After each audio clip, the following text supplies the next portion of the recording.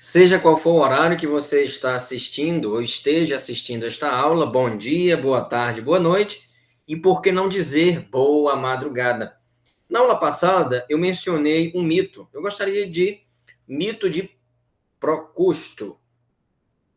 Eu gostaria de apresentar algumas imagens, né, que podem assim esclarecer ou até mesmo alimentar a imaginação de vocês. Como eu disse, nessa hospedaria tinha uma cama, né, cama de Procusto, e aí, né, a filosofia na cama de Procusto, ou seja, eles eram amarrados lá e decepados, né, decepados porque tinham que caber na estrutura da cama, né, na estrutura da cama. Isso representa o quê? Intolerância, falta de respeito, né? Falta de respeito. Mas quem foi Procusto, né? Assaltante mitológico que estendia os viajantes numa cama, muito curta, cortando a parte que excedia o comprimento da cama. O leito de Procusto, situação aflitiva e tirânica, inclusive é utilizado na literatura, né? Quando você escutar um, estou no leito de Procusto, ou seja, estou em uma situação agoniante, né? Uma situação aflitiva, tá bom? Então, fica aqui apenas o esclarecimento, né? E as imagens, para que vocês possam entender de maneira mais aprofundada agora com essas imagens, alimentar a imaginação de vocês e possam pensar sobre o respeito ao jeito do outro de ser.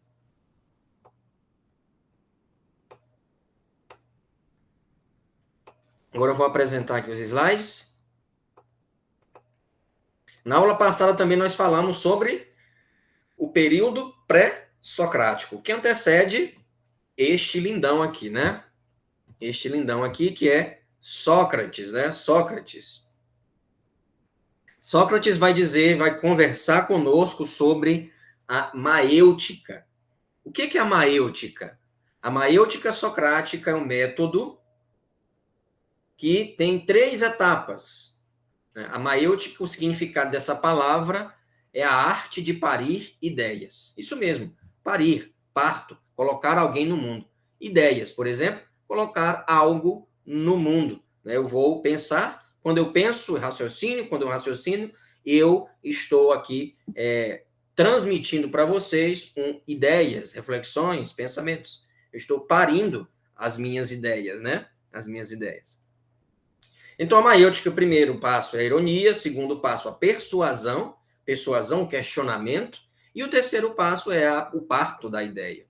Mas como é que se dava isso? Através do diálogo. E essa frase é muito interessante para nós entendermos bem a filosofia socrática. Só sei que nada sei, e o fato de saber isso me coloca em vantagem sobre aqueles que acham que sabem alguma coisa. O fato de saber isso, ou seja, saber o quê? Só sei que nada sei. Isso demonstra a humildade e o reconhecimento que você tem muito a aprender também. Por mais que você seja mais velho, você não pode subestimar um jovem. E por mais que você seja jovem, você também não pode subestimar o mais velho. Né? Ou por mais que você tenha mestrado, doutorado e tal, seja muito estudioso, você não pode subestimar também a outra pessoa. Por exemplo, um pedreiro sabe mais de construção civil do que eu. Ele tem conhecimento, ele é perito naquela área mais do que eu. Se me der um tijolo, cimentos, o material para construir uma casa, eu não vou saber como começar. Eu imagino como começa, mas eu nunca fiz uma casa. Já um pedreiro, sim. Ele pode fazer até de olhos fechados. Tá entendendo? Então não podemos subestimar o conhecimento de ninguém. Cada um tem um tipo de inteligência. Cada um tem habilidades e competências próprias que desenvolveu ao longo da vida. Tá certo? E interessante que Sócrates, né, pregava também vamos dizer assim, um desapego material. Mas, professor, você disse que os pré-socráticos tinham a natureza como centro, né, como motor do mundo. E Sócrates? Qual o fundamento da filosofia dele? É o próprio homem.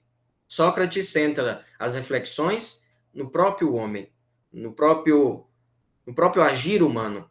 Ele vai refletir sobre a justiça, sobre a educação, sobre o belo, sobre a verdade, né?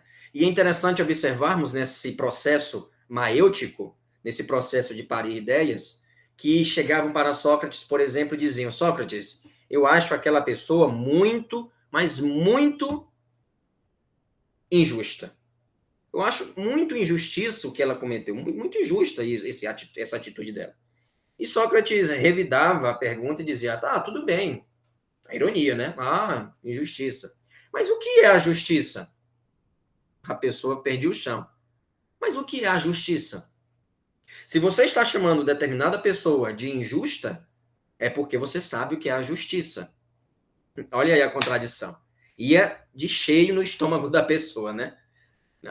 Ora, mas se você está falando que eu sou injusto, pois o que é a justiça, cara? O que é a justiça?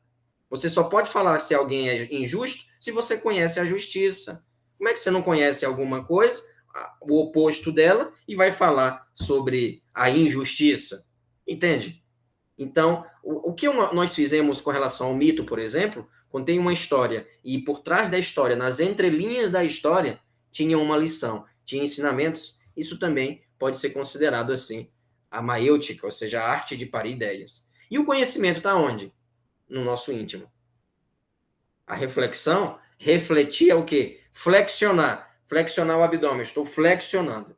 A reflexão é voltar a si mesmo. Tá? Voltar a si mesmo. É tanto que Sócrates tem uma frase chamada, conhecida como conhece a ti mesmo, né? Conhece a ti mesmo. Ou seja, você deve se conhecer, promover assim um autoconhecimento, né? Um autoconhecimento. Tá certo?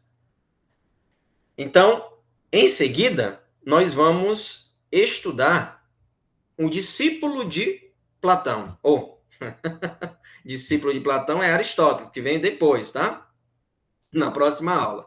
Vamos agora ver o discípulo de Sócrates, que é Platão, né? Discípulo de Sócrates. Sócrates não escreveu nada. Platão cuidou para que Sócrates, o pensamento socrático, o pensamento do seu mestre, não morresse. Não morresse.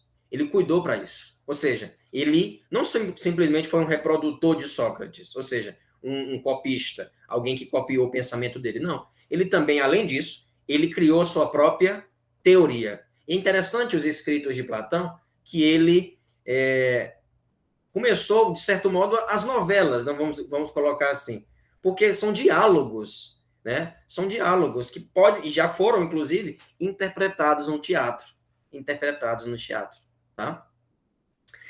Então, Platão tem uma teoria chamada teoria das ideias. Teoria das ideias. Essa teoria das ideias tem como fundamento dizer o seguinte: existem dois mundos para Platão. Um mundo inteligível, o mundo da inteligência, inteligível, vem do intelecto essa palavra, vem de inteligência, intelecto, razão, o mundo racional, e o mundo material, o mundo palpável, o mundo das coisas.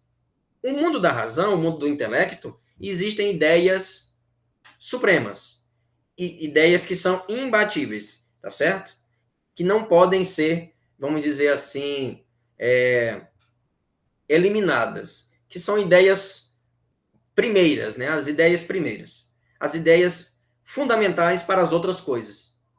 Que coisas são essas? Por exemplo, temos aqui uma garrafa. Permita-me um grão de água. Temos aqui uma garrafa. Essa garrafa é verde. Nossa, mudou minha vida.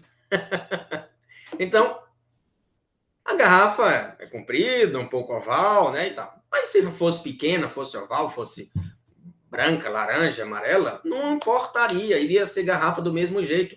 A essência não muda. Tá entendendo? Então, Platão começou essa história de essência, entendeu? Começou essa história de essência através da filosofia de Platão. Tá certo? Então, o mundo inteligível, o mundo da razão, é o que, sabe, é muito, mas muito importante, né? E temos uma hierarquia. Já o mundo das coisas, para Platão, é desnecessário, essas coisas são cópias cópias imperfeitas daqui, ó. Cópias imperfeitas da razão, das ideias. Podem acabar todas as garrafas do mundo, mas a ideia de garrafa não se pode eliminar, né? Não se pode eliminar. Interessante também observarmos a a alegoria da caverna de Platão. Alegoria da caverna. Eu não vou contar agora essa alegoria da caverna para vocês. Se vocês já conhecem, ótimo, vão relembrar, tá certo? Mas o que é a alegoria? A alegoria é uma espécie de mito, uma espécie de história. Ah, vai voltar de novo para o mito? Não, não. Mas não é ficar só no mito. Como eu disse, sempre existe algo, né, por trás, algo nas entrelinhas, algo escondido, né, nos símbolos da história. Nos símbolos da história. Olha o que nós fizemos ali com a cama, representa ali as redes sociais, tá vendo? Nós podemos substituir por algo mais real que está ao nosso alcance, tá certo? Então, entendido esse dualismo, e, por exemplo, para Platão, nós temos que nos libertar desse corpo. O corpo aprisiona a alma, aprisiona o espírito, né? Nessa época não existia esse conceito de espírito. Isso é uma construção moderna, tá bom? Mas para Platão ele dizia, olha, o corpo é o cárcere, é a prisão da alma, tá bom? Interessante isso, refletir que ele irá dizer, irá falar também sobre a teoria da reencarnação. Começou aqui, não começou com Allan Kardec. O espiritismo, por exemplo, que existe hoje, né? A doutrina espírita, não começou com Allan Kardec. Começou aqui com Platão, né? Claro, não tinha esse nome, é claro, né? Mas Allan Kardec bebeu muito aqui na fonte de Platão, nos escritos dele, tá certo? Também a teoria da reminiscência. Mas isso é outra história, é outra teoria do próprio Platão. Vamos ficar nesse primeiro momento aqui com o mundo inteligível e o mundo sensível, que é a teoria das ideias, ou seja, o dualismo platônico, tá certo? O dualismo de Platão, tá bom? Veja que ele está apontando para cima, né? Para dizer o que? Olha, o fundamento está aqui, ó. O fundamento está aqui, está na mente, né? A razão é que importa. As coisas, a matéria é volátil, passa. A mente, as ideias permanecem, as ideias ficam, tá? Então, cuidem para prestar bastante atenção e estudar também o pensamento de Platão, que ele é muito importante e pode ser também matéria de prova, mas não vamos pensar só em prova, em exame, em avaliação.